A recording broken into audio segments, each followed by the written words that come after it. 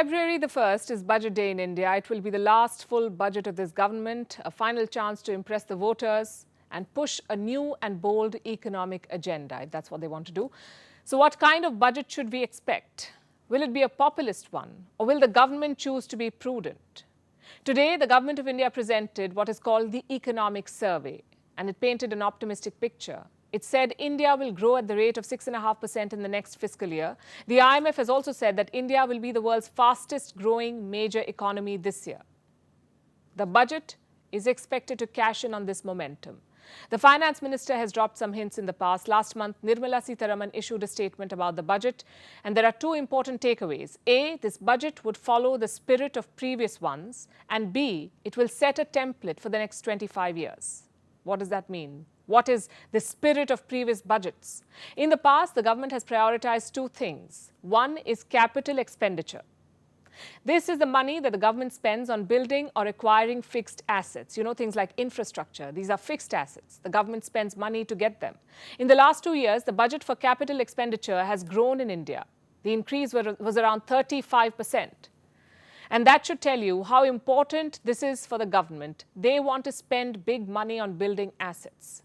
Priority number 2 is dealing with the fiscal deficit. Fiscal deficit is the difference between expenses and earnings. When you spend more than you earn, you have a deficit. It's as simple as that. And this has been a major concern for India. The government has been trying to reduce the deficit, and I have some numbers from last month. India's fiscal deficit is over $100 billion. In other words, India is spending $100 billion more than it is earning. This figure is for the period between April and November 2022. So the government's expenditure is more than its income. Where does the extra money come from? The government has to borrow this money to meet expenses. Borrow from where?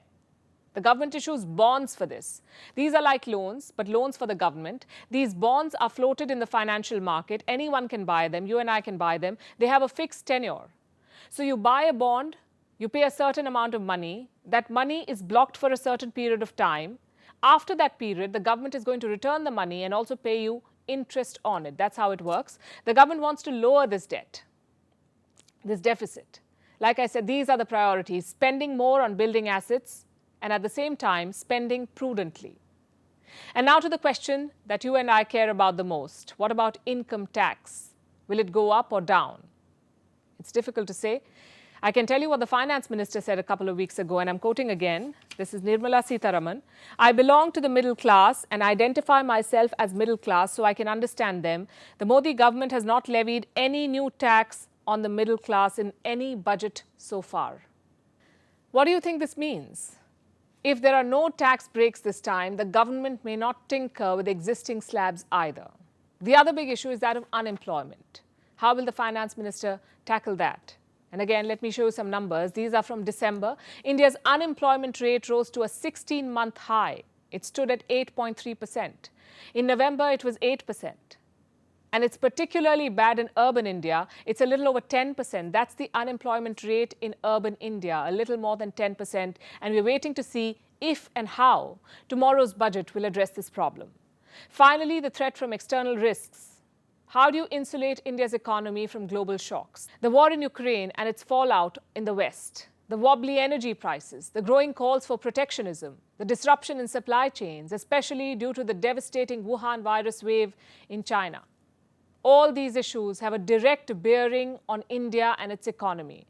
The budget will have to provide some breathing room to sustain more such shocks.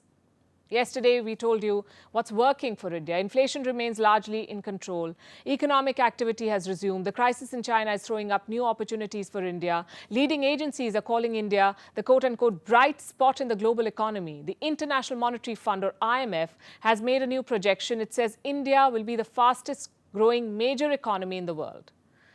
The IMF believes that India will grow at 6.1%. And this is ahead of China. According to the IMF, China will grow at 5.2%. Like I said, the finance minister faces the challenge of maintaining this momentum. And it's easier said than done.